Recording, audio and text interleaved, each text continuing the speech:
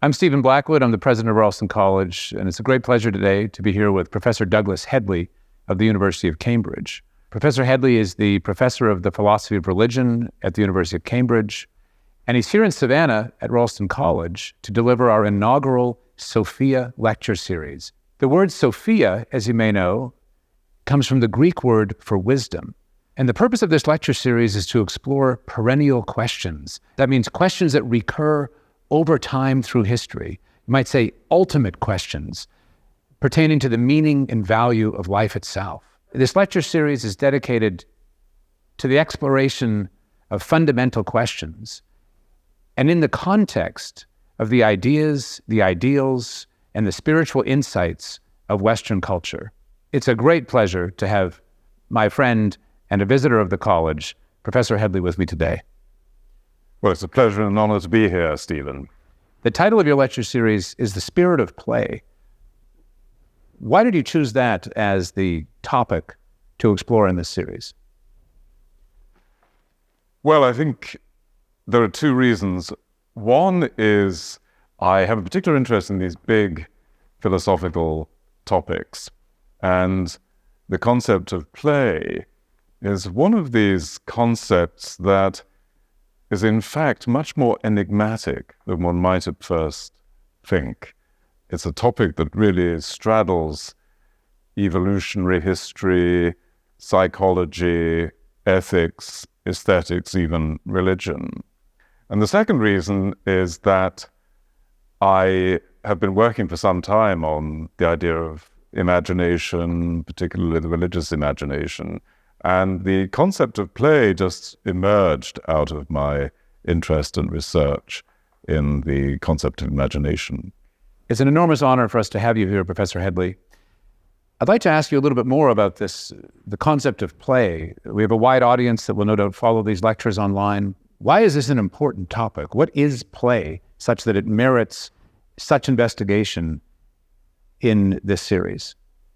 Well, I think for one thing, it's a teasing concept, like so many key philosophical concepts. I mean, let me take a classic example like that of time. Augustine famously says, as you well know, that it's only when we start to think about time that we realize how aphoretic the very concept is. Now, play, perhaps surprisingly, has quite a significant role in the history of philosophy, and particularly in relation to the idea of the serious. And we find this going back to Plato and his laws, where the idea of play is juxtaposed in what one might describe as a dialectical manner in relation to seriousness. So the key questions about what is a good life, what counts as a good life, what is the nature of a serious adult, is explored in those Platonic dialogues in many respects in a playful, almost humorous manner. I'll give you one example, and that would be in the figure of Socrates. I mean, Socrates is in many ways a humorous, perplexing, comical figure. He describes himself as a gadfly, describes himself as a midwife. These are meant deliberately to be rather playful descriptions of his own activity. So right at the very origins of Western philosophy, we have this curious juxtaposition of the serious and the playful. But quite apart from that, I'd also want to say that this is a concept that's important for many aspects of understanding human experience. Think, for example, of the significance of sport in human life. Sport is evidently a form of play. Why is sport such an important part of human culture?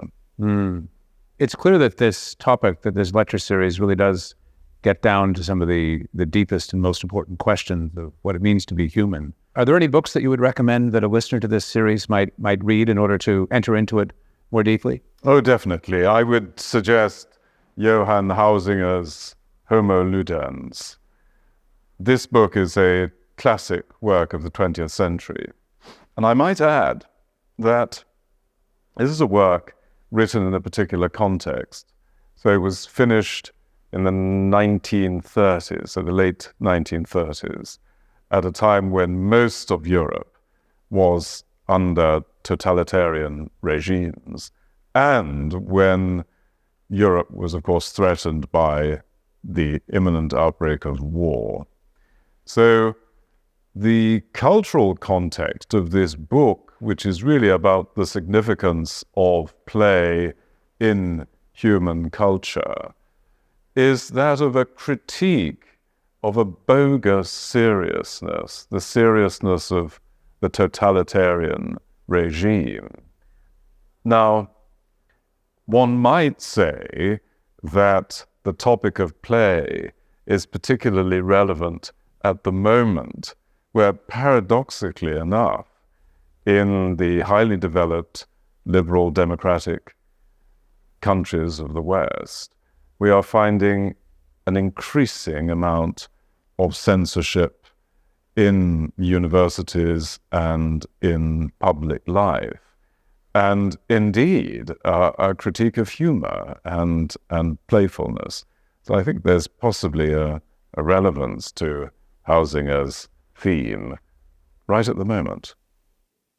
How does this theme of play relate to your scholarship as a whole? Well, in two respects. I mean, one aspect of my work has been in terms of the history of philosophy, as you know, and particularly the Neoplatonic tradition, particularly as the Neoplatonic tradition was received in the early modern period and the Romantic period. And I think there's a link with the notion of play here. As I mentioned, Socrates is a rather playful figure in the Platonic dialogues, but there's also a strand, I would say, that goes through Huizinga, who in many ways I think was influenced by Platonism, through to Erasmus.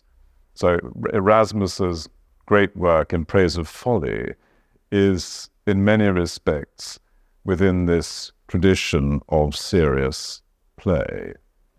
Now, the other link to my work is, as I say, related to my 3 volumes on imagination. So living forms of the imagination, sacrifice imagined, and the iconic imagination. Because any serious engagement with the concept of imagination leads one ineluctably to this idea of play. So I'll give you just a couple of examples. Kant, in his third critique, speaks quite explicitly about the free play of the imagination, and Schiller, in his letters concerning the aesthetic education of man, uses the concept of play in an absolutely central way. And indeed, one of the greatest philosophers of the 20th century, Hans-Georg Gadamer, in his Truth and Method, places play right at the center of his theory of art. So I would say both in terms of the history of Platonism and in terms of my work on imagination, the play theme is an outgrowth of these earlier interests and obsessions. I've had the pleasure of knowing you, Douglas, for 25 years or so. I think we met in person in Canada, and then I had the great pleasure of being your guest at the University of Cambridge. What magical and wonderful city.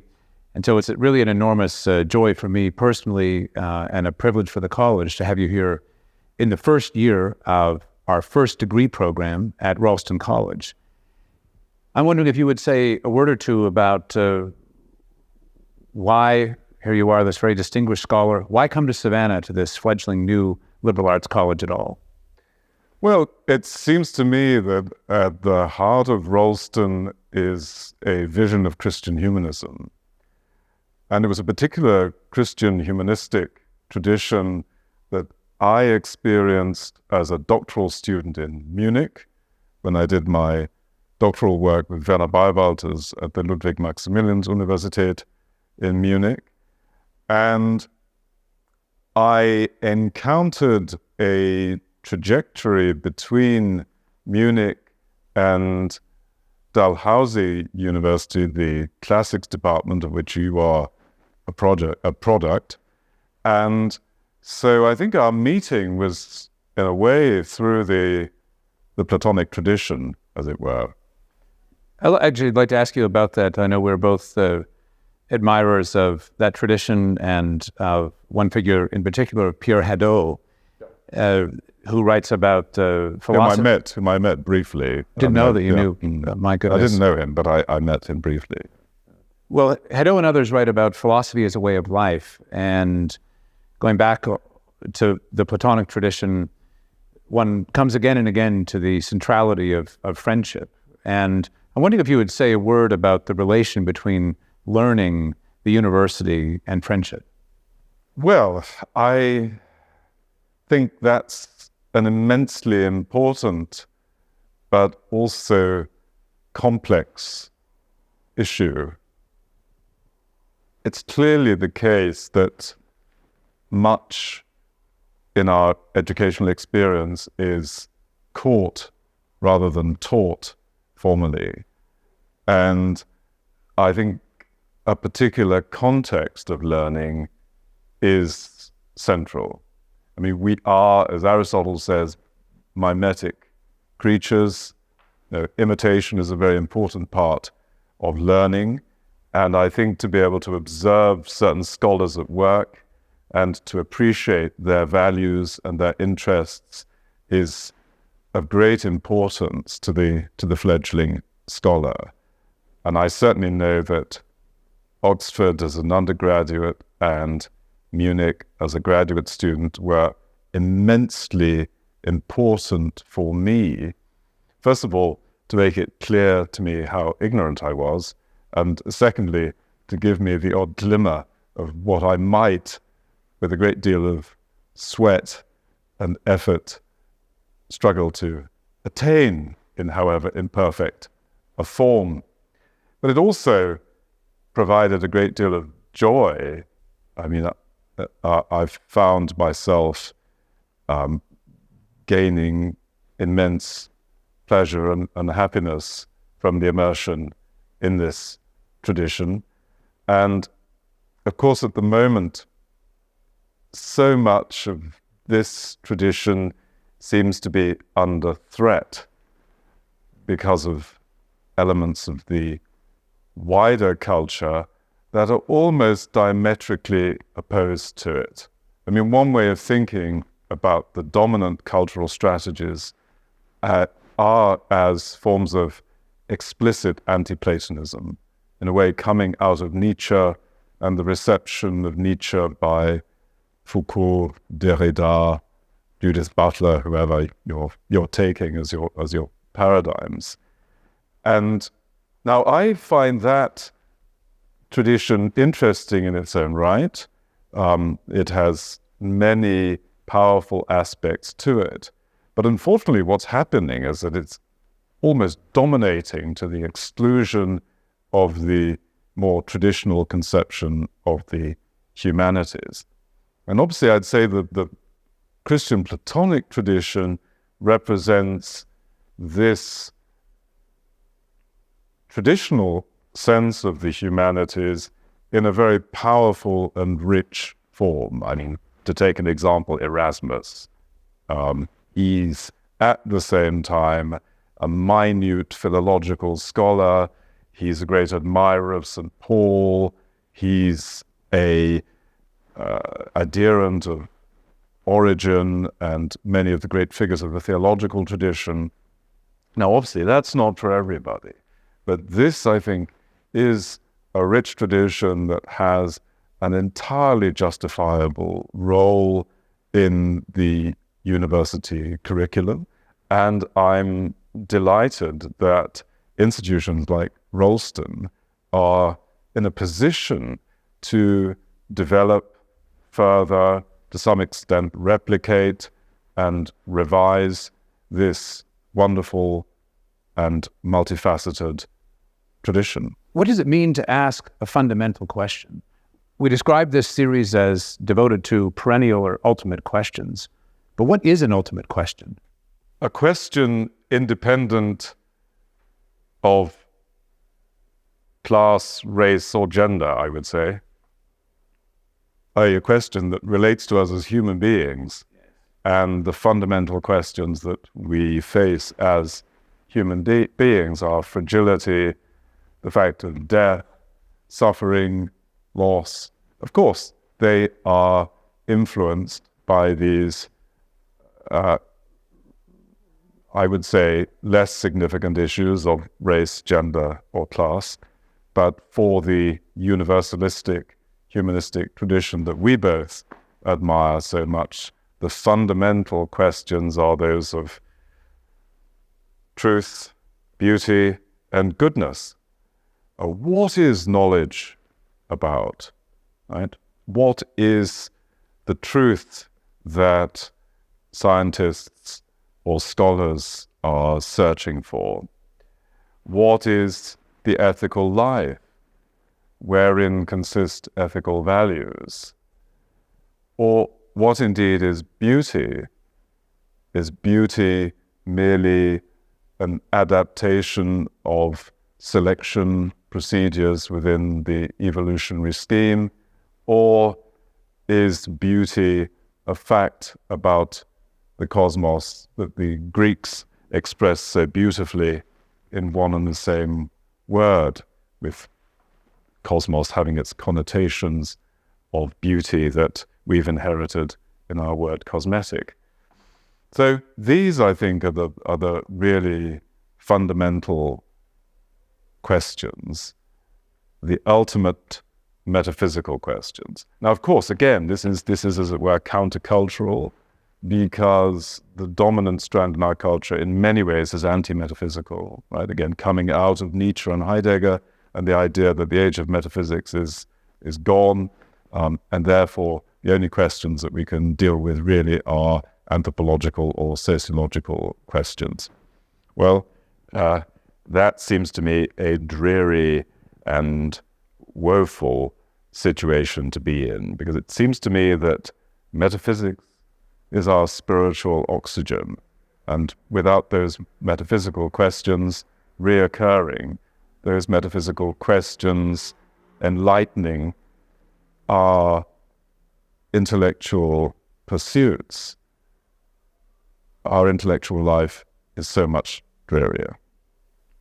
Professor Hedley, it's an enormous pleasure to have you here delivering this inaugural Sophia Lecture Series, which I know is going to be a huge draft of spiritual oxygen for all those who come here to Savannah, or, as many of you will, follow it online. Thank you. Thank you.